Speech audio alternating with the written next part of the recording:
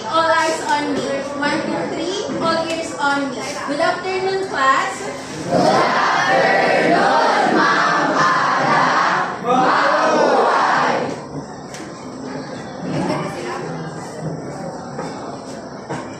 Before we begin our discussion, let us all remain standing. Let us have a prayer. Ira, will you please come here in front and lead the prayer?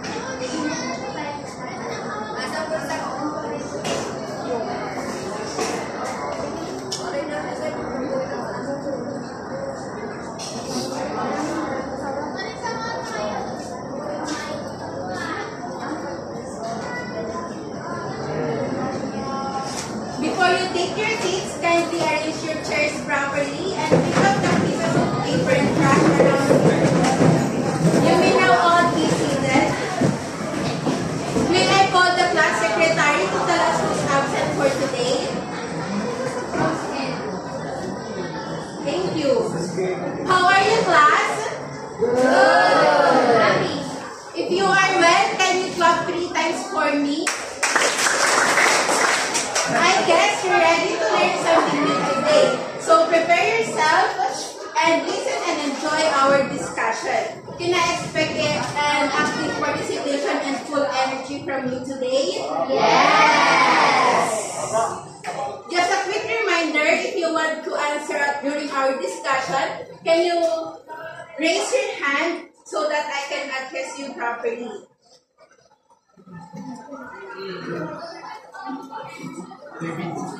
Okay. Before we proceed our discussion, let us have a review first. Do you know Pick a Door game?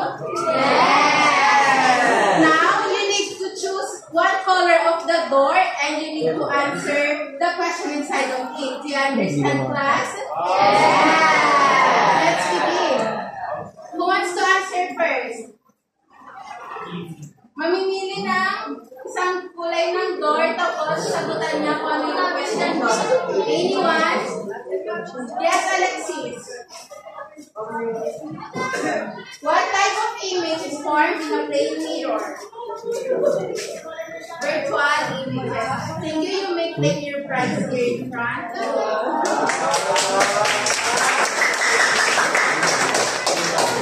Who wants to answer next?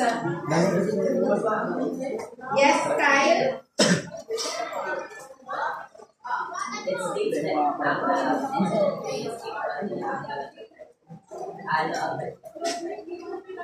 That's correct. Will you claim your prize here? Law of reflection.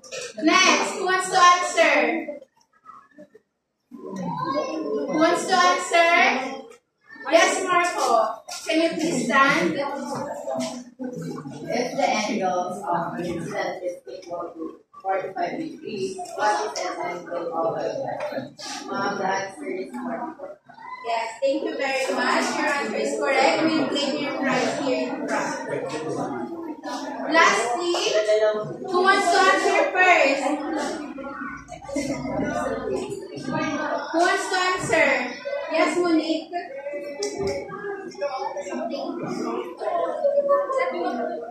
Flat mirror is correct. You may claim your prize here in front. Everyone, can you read the title of our topic for today? Eyes of mirrors. Okay. Gavin, can you read our 3 learning objectives for today's lesson? Learning objectives. Identify the type of curved mirrors. Compare the images formed in convex mirror and concave mirrors. Recognize the application of curved mirrors in daily life situations. Thank you. Let us now proceed to our activity and explore our next lesson. Now, I have here a stainless spoon, and now you will observe your image on the inner and outer surface of it. Observe carefully and differentiate the two.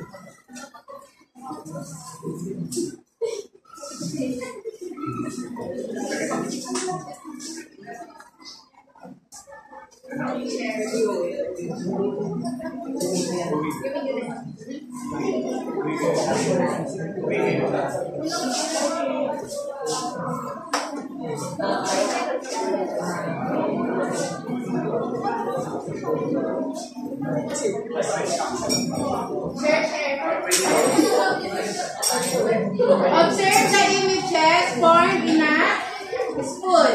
Can you describe the image you observe on both sides of the spoon? Anyone?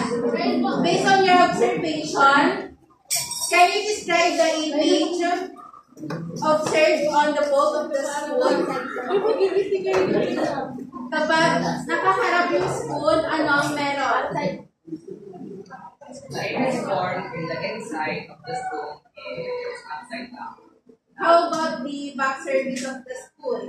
It looks distortedly white. Very good observation.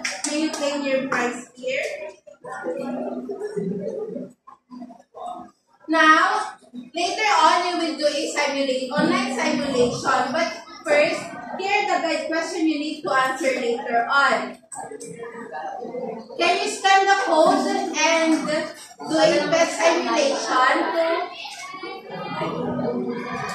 You can do an online simulation regarding the two types of mirror, and you need to collaborate as a group for better sharing of class. You can type the link or scan the QR code. These are the procedures. Open the link, try the concave and convex mirror and closer, or then write what you see as a group. Okay guys, this is our activity. Pick the mirror. There are two choices, lens and mirror. Choose the mirror.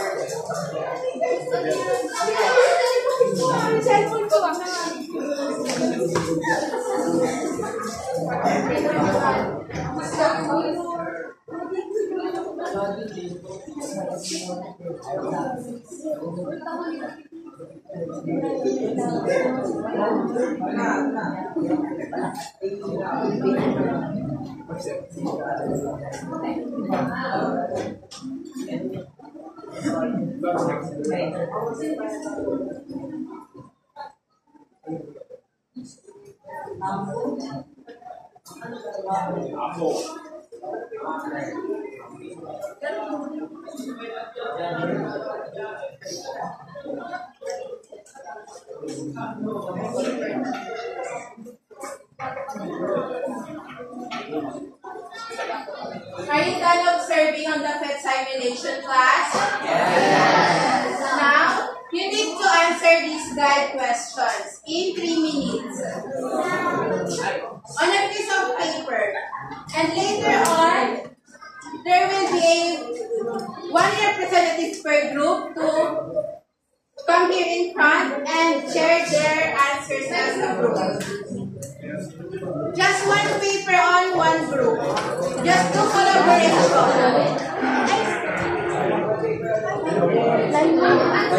Answer only.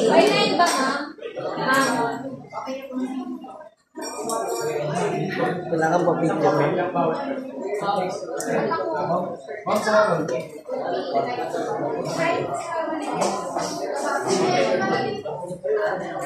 Wala sa pen.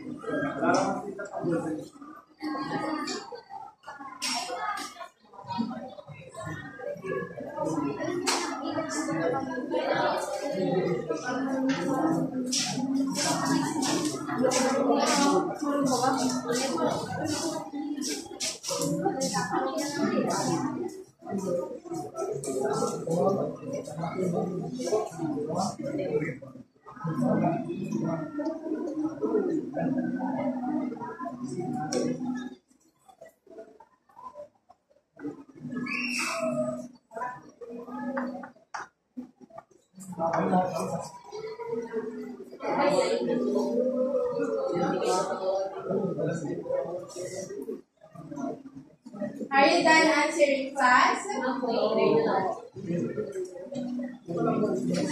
Last 1 minute.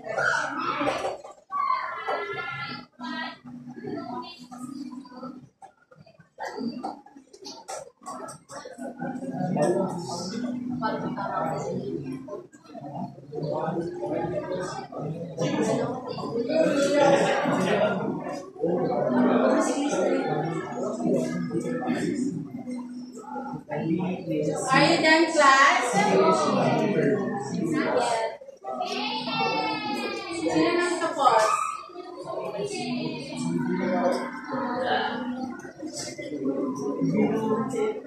Can I have at least 3 representatives who will go here in front?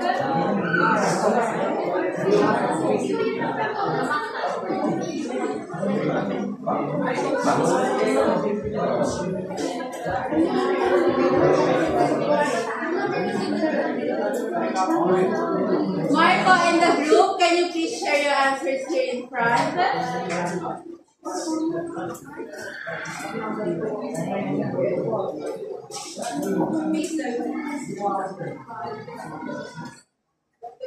Okay, the question is, what are the 2 types of curved mirror? Our answer is the 2 types of curved mirror are concave and convex mirror.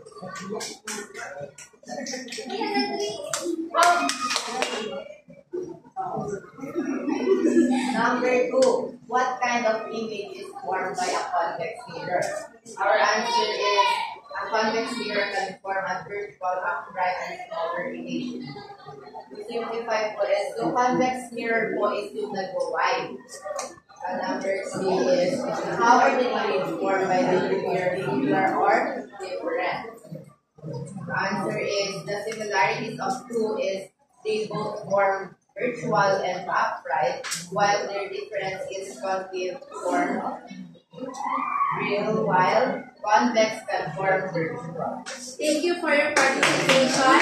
Who wants to answer next? Can you come here in front and speak louder? The right questions are: 1. What are the 2 types of curved mirrors? Our answer is concave mirrors and convex mirrors.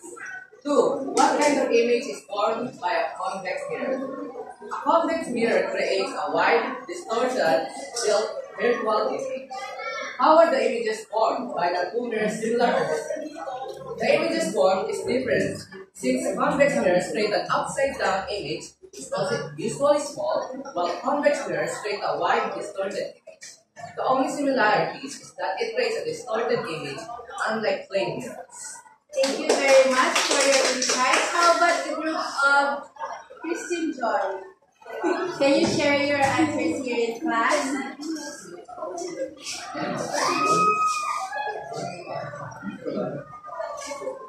The 2 types of the curved mirror are the convex, concave, and convex.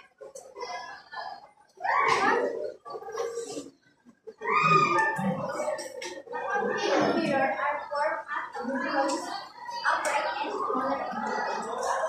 The difference of 2 mirrors, the concave can form or virtual and wide, depending on their purpose. The convex is always virtual, upright, and Okay, thank you for your answers, everyone. Now, to further deepen your understanding, you are going to watch a short video clip regarding to our lesson. Are you ready to watch? Yes!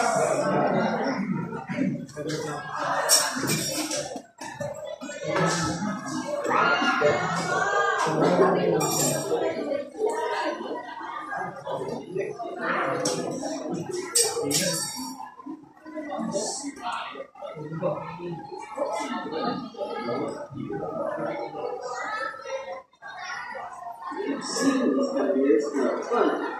Here, the vertical is undistorted, making the horizontal view distinct. Concave mirrors reflect light inward and can be used to focus that light. The focus light can be used to generate heat.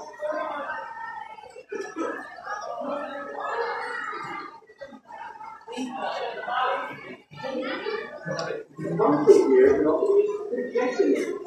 Notice that this image is always upside down, and because it's formed in the real world, we call it a real image. When the object is within the focal point of the mirror, the image in the mirror appears upside down.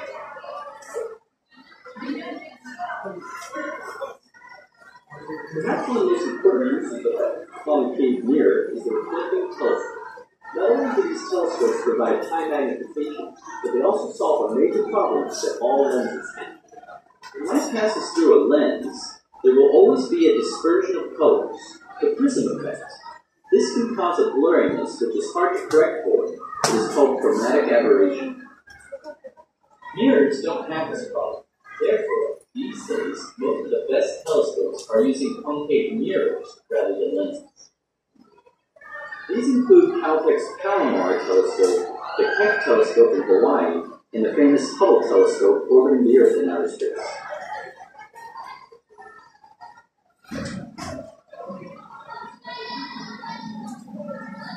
Now, at the back of the pieces of paper you've used earlier, write your answers about these guide questions. Please remember, dun sa video, it says that concave mirror magnifies object. It allows us to see detailed images on a close-up manner, while convex mirror are the ones we see at the 7-Eleven store.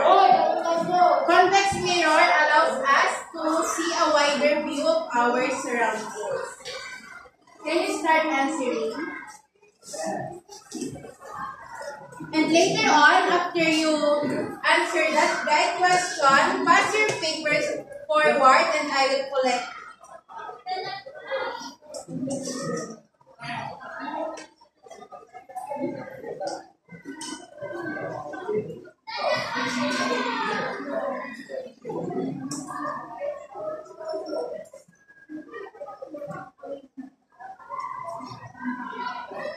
Just simple answers will do.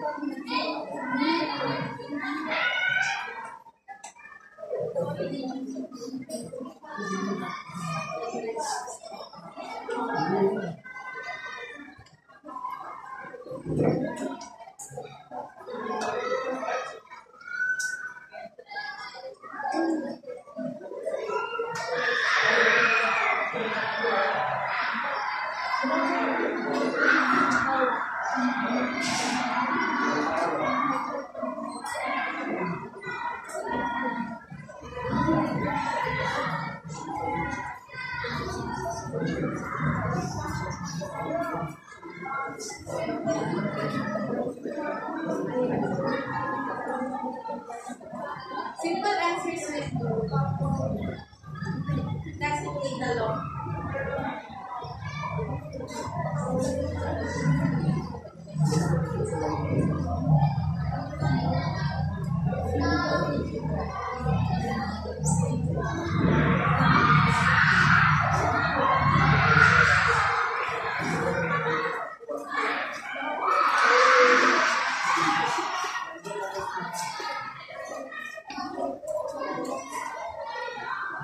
One minute left.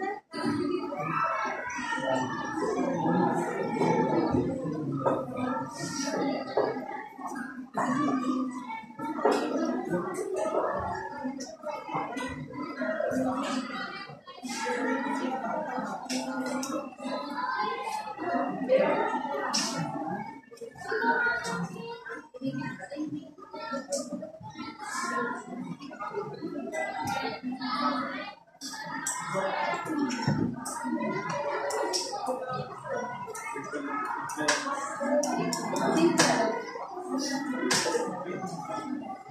30 seconds left.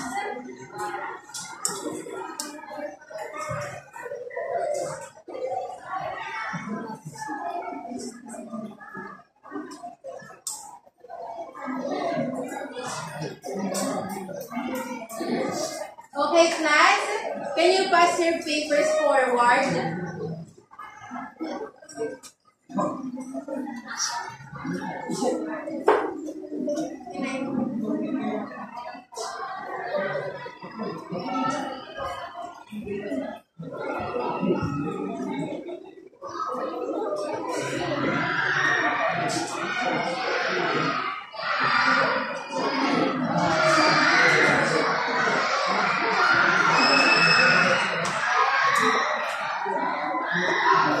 Thank you everyone for your insights. Now, let's move on to our next activity wherein we're going to match up the given examples whether they are categorized as concave or complex. Here.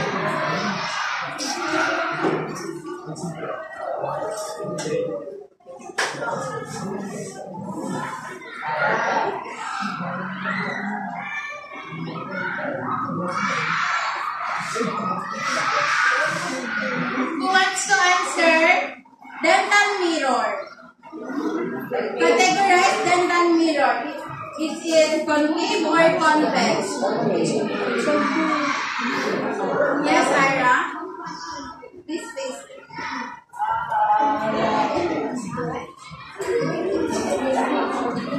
Reflecting telescope. Yes, Monique?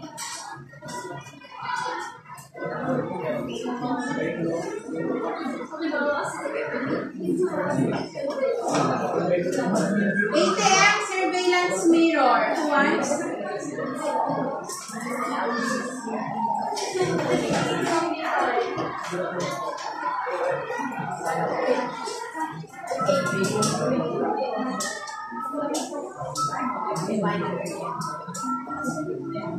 Flashlight. Inside of the flashlight, it is bent out inwards. When we say inwards, it is convex or concave. Who wants to visit in front? Yeah. 7-Eleven security mirror. Yes, Yumi. Makeup mirror. How about makeup mirror? It is not flat mirror, but rather it allows us to magnify the details of our faces. Yes, Marco.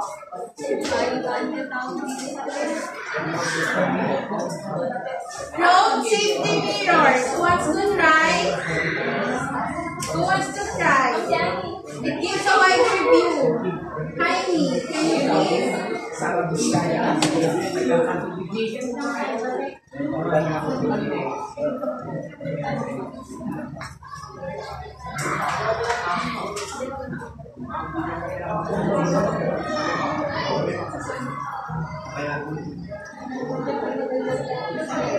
Thank you for your participation.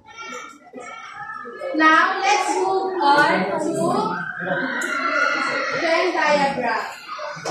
On this part of discussion, we are going to differentiate the two between the types of curved mirror we are talking about. Collaborate with your group mates and think about just one characteristics of convex and concave. And later on, one representative per group will go here in front and write their answers here on the board. Collaborate and brainstorm your ideas.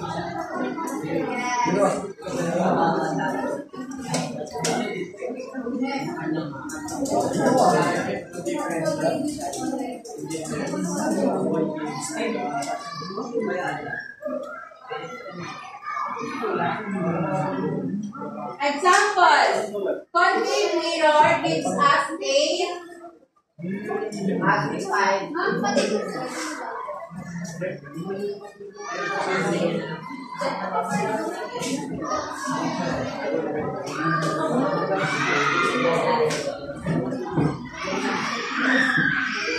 wants to try?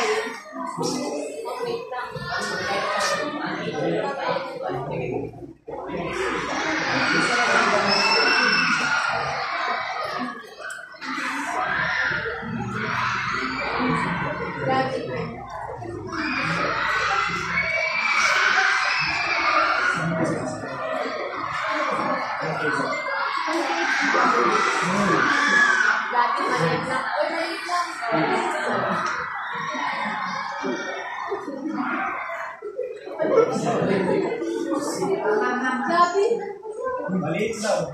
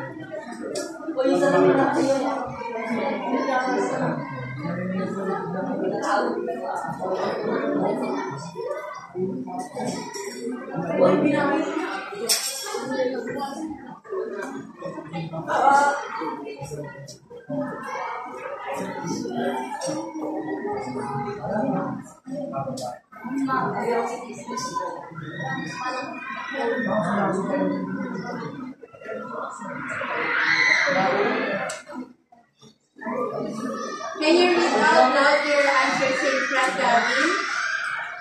Concave mirrors have an inward representation while convex mirrors have a wider view. Thank you very much.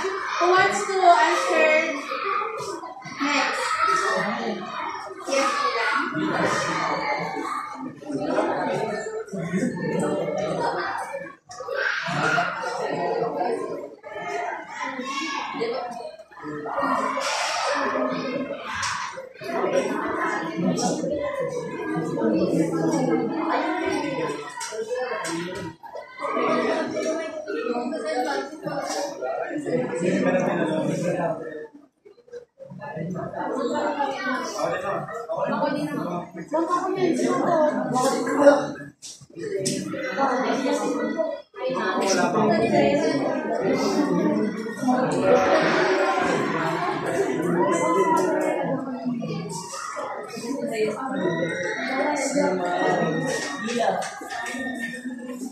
Can you read out loud your answers, Dylan? Concave mirrors give a magnifying view. Concave mirrors and convex mirrors give a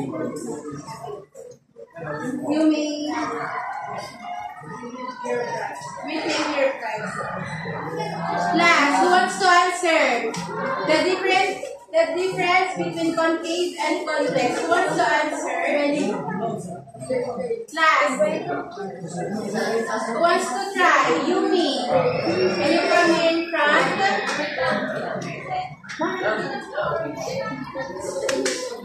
When you read it,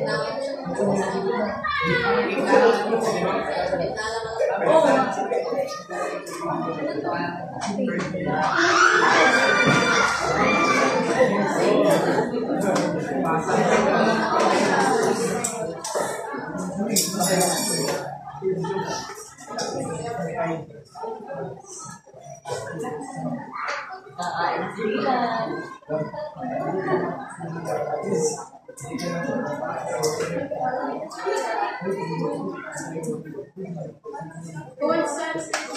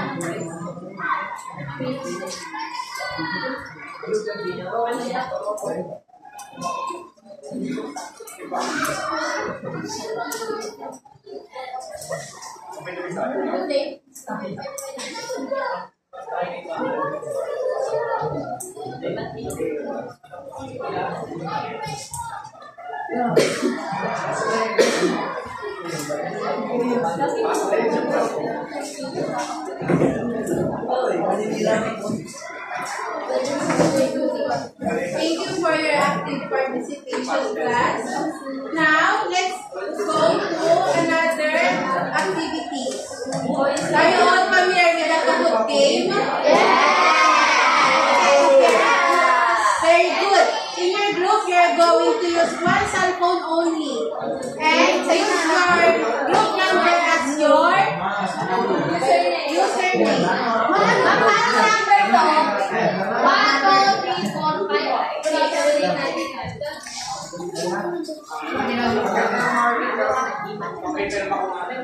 Ako dito, para please.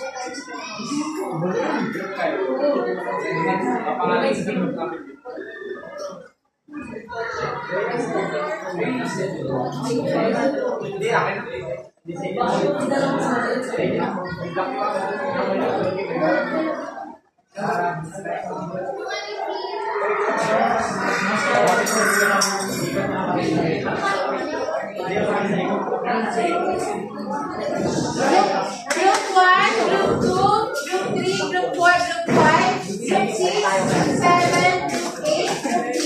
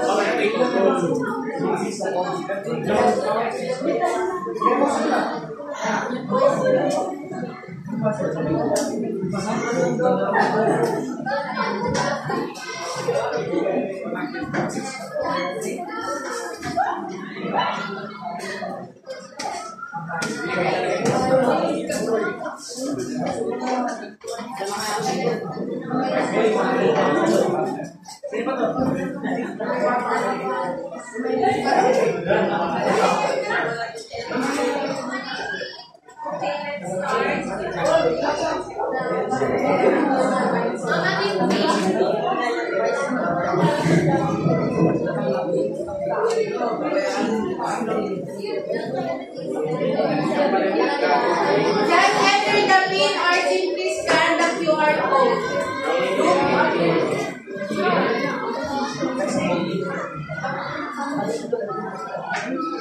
Your group number will also be your username. Double time class. Group 4.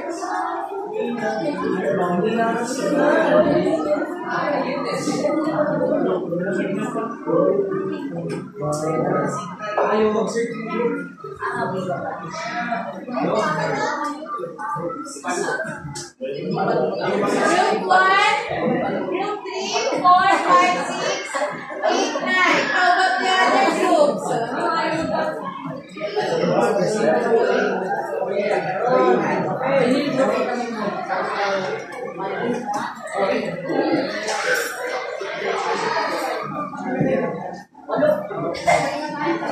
Group 1, Group 2, Group 3, Group 4, 5, 6, Group 7.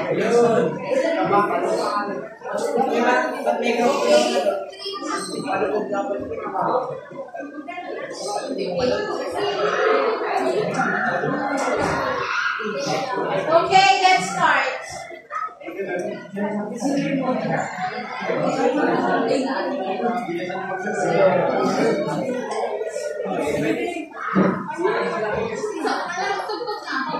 Converging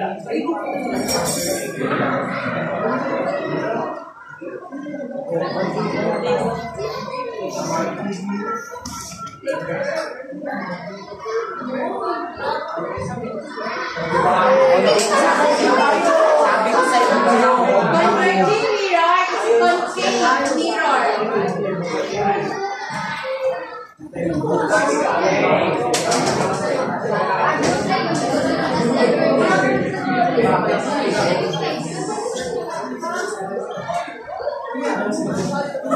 The group will be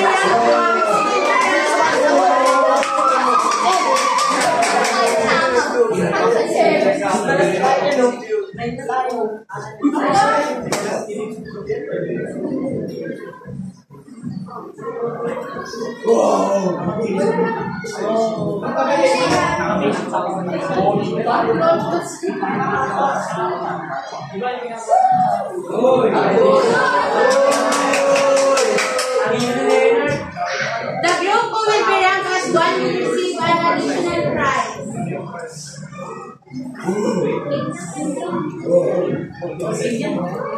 Four,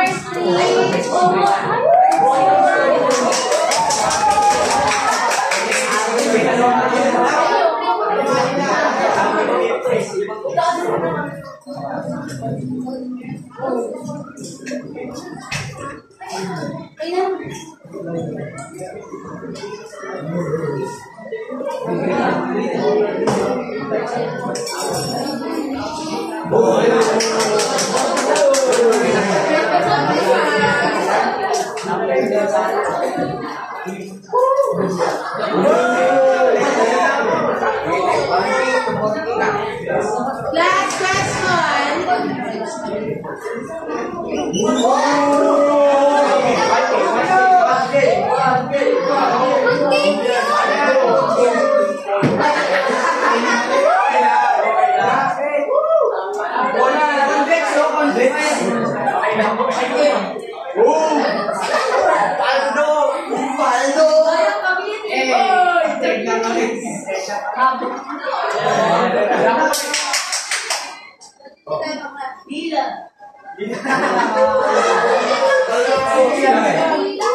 Can you claim your prize?